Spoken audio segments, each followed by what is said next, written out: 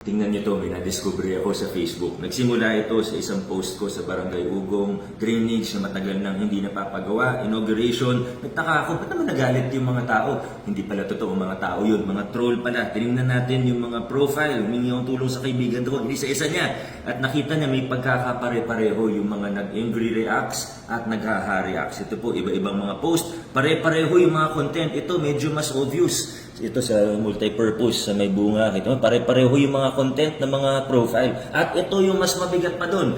Yung mga profile na yan, sila mismo nakalink sa mga bilihan ng mga troll, ng mga fake accounts, ng mga, ano ba tawag dito, ng mga fake engagement sa Facebook. Ito na po, may resibo po tayo. Ang tanong, sino kayang gumagawa nito?